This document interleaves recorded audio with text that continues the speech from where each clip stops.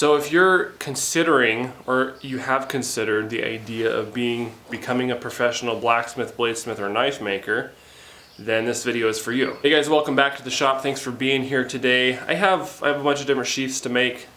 I'm also working on our weekly build, so that'll be fun. Stay tuned for that in the next couple of days. But I don't have a lot of knife work to show you per se. That wouldn't be kind of boring, I think. So what I'm going to talk about today is basically the philosophy behind professional knife making or bladesmithing, or how one gets there. You don't necessarily have to have a quote-unquote formal education, and so by professional I mean, you know, doing it for a living, paying the bills. I think the first thing that I want to point out is whatever it is that you're made to do, that's what you should do. You know, whatever gifts, talents, or abilities God's given you, that's what you should do for work, if at all possible. And I know that's not always possible, but at the same time there are ways to get there that a lot of times we don't think about. So what do I mean by that? You know, if you're talented, gifted, and even passionate about bookkeeping, numbers, and that kind of thing, you should do that instead of becoming a professional knife maker or anything else, and, you know, do knife making as a hobby. That would be my take on it. I think a lot of times we come to the idea of work, career, and that kind of thing with the mindset that we've been trained to have, that the most important thing is sort of how much money am I going to make, you know, that kind of thing. Like, what is this going to do to advance me in life? Instead of, what is it that I am made to do? What is it that I do best, that I enjoy, and then pursue that. And quite honestly, I think the money part of it really does work itself out if you're pursuing it with that mindset more often than not. So that's something to keep in mind.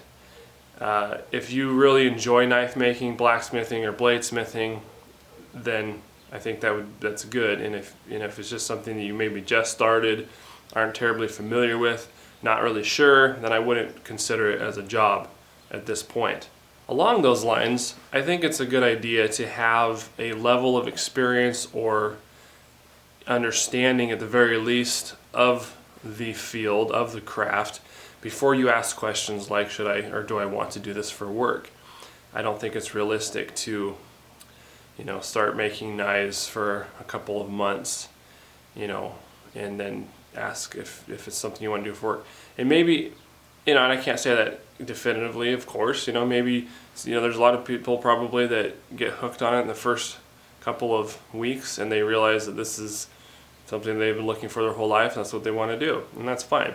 I just think from a standpoint of wisdom, you probably don't want to try to make, you know, major decisions based on a couple weeks or a couple months of exposure to a particular craft or area. So that's just something to think about as well. Second point I'd bring up that's really important is that, you know, of course you need to know how to make knives well. You need to know how to blacksmith well. And by well, I mean well enough. And what I mean by that is we are all continually learning. And so nobody expects anybody to be at a master level of craftsmanship before they ever sell a knife, and that's not what I'm saying. What I'm saying is that whatever market that you end up going for initially, whatever particular product you end up putting out, you need to be able to do so in a consistent manner and sort of reliably. So I guess what I'm saying is, if I'm going to turn out less finished, you know, working grade blades, that's not wrong, but they need to have a line of dependability, or, you know, something that you're putting out there. So, you know, personally, I don't make things that aren't usable and trustworthy in that regard. And so before I started selling knives, I had to be confident that my blades would perform as advertised, and they do.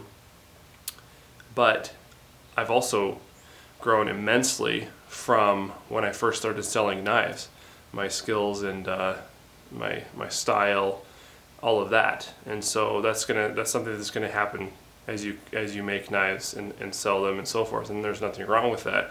That's how it goes. If you're not improving, then, you know, what are you doing? So I'm not saying that you have to have a perfectly finished product. I'm not saying that you have to be up to a master level before you ever sell a blade. You have to decide what are your non-negotiables.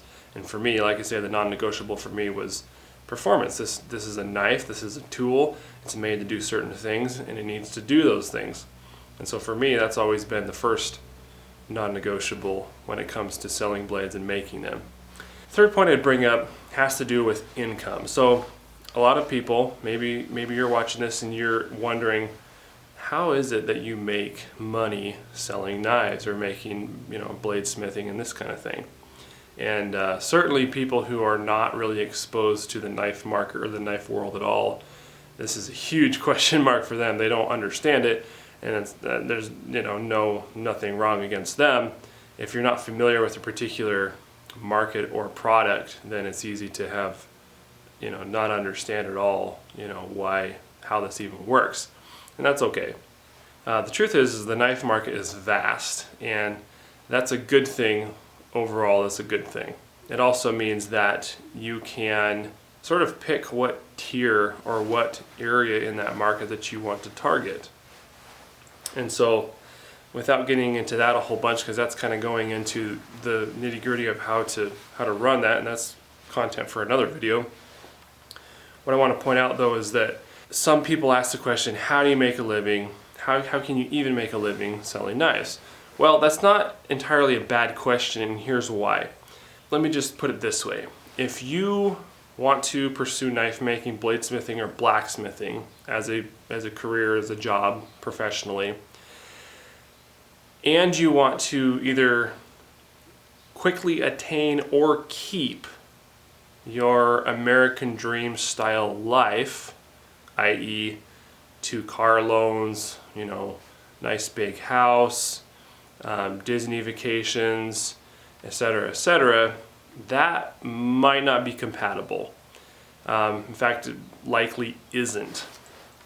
The reason that I'm a bladesmith, one of the reasons that I'm a bladesmith or a blacksmith, is so that I can be home with my kids, is so that I can be a lot more involved as a dad, as a husband, as much as I can. Still have to work a lot, but I'm right here, so I can take time throughout the day if needed, different things like that most people don't have the liberty to do. So it's the lifestyle. That's one of the big reasons that I do this. And suffice to say, I'm not slaving away for the American dream. That is not my main focus in life.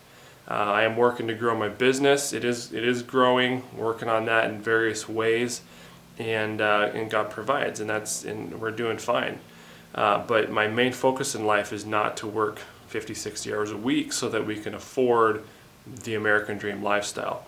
And so I think a lot of blacksmith craftsmen in general will probably concur with that. And so if that is your priority, to have all that stuff, to keep up with the Joneses, do all that, it might not be compatible. You might not be able to make it work. You really have to decide what's most important for you and your family at the end of the day. And for me and my family at the end of the day, being here, being involved, doing things as a family, and pursuing a craft that I love, those things are at the top of the list. And as time goes on, we're growing our business and we're doing good. So that's kind of how it goes. So yeah, depending on what your priorities are, it's possible that it wouldn't work. Another thing I'll point out real quick here is that it's kind of like, okay, so how do you get into it? We'll wrap up with this. How do you break into bladesmithing, knife making, blacksmithing professionally? Okay, so let's assume that everything else I talked about is in line. Let's assume that you've made adjustments to your life. You are in a ton of debt. That's another big thing. A lot of people are in a lot of debt, and that really hampers you with life opportunities, quite frankly. So, and that goes along with keeping up with the Joneses and all that kind of thing that I just talked about. So let's assume that your lifestyle is something that's compatible with a little more modest income than some people may have. Let's assume that your heart's in the right place. All of that kind of stuff. How do you get into this? Well, there's various ways, and I'm sure everybody's is a little bit different, but I've observed a couple of different themes, and I'll just share those with you real quick. So I think maybe the best way to put it in terms like that is you'll see guys, young or old, who do knife making, blacksmithing, or bladesmithing as a hobby for some time, years even, and they're working a regular job, quote unquote, paying the bills and all that kind of thing. And during this time, it's easy for them to use any profits or the profits from their small hobby business to build up their shop, to buy tools and all this kind of thing. And that's a real great way to do it if that's what you have. And so then at some point when they decide that they want to go professional or full-time, if you will, they have a well-equipped shop, and then they also have a clientele that they've been building up for however long. And oftentimes guys could really, go full-time much sooner than they do, but they choose not to for various reasons. And so that's one way to do it. And so by the time you're ready to do that, to do it professionally, you're not jumping off a cliff. You already have kind of everything lined out. And if, in my opinion, humanly speaking, that would be the best way, quote unquote, if you just chose how to do it. That's not how I did it. The way I did it was I started selling knives. I think I've been selling knives for, well, less than a year before I quit my career job and started doing that full time. And for a couple of years I did side work here and there to fill in. And the last couple of years has just been this. So this has been my job for over 2 years now, completely nothing else, which is awesome. So I can't tell you what's right for your situation or what's going to happen. Just know that just quitting your job and doing this is an option. And that's, of course, assuming that you have that level of confidence and proficiency and consistency that I talked about earlier. I wouldn't really recommend just quitting your job and starting to make knives after you've made 1 or 2 knives. Probably not a good idea.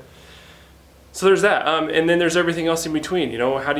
Could you work for somebody else?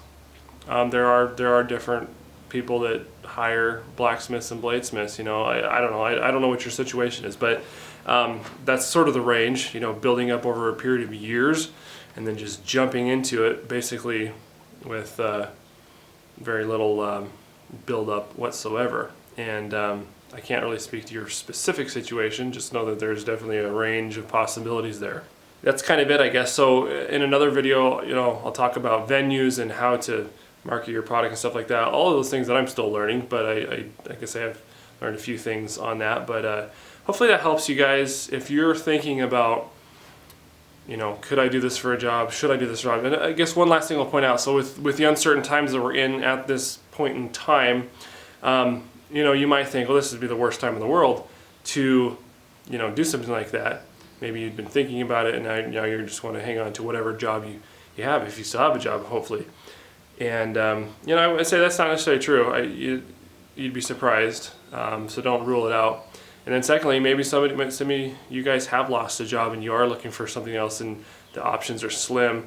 Again, don't rule out going into business for yourself. Just kind of goes back to all the things that I talked about.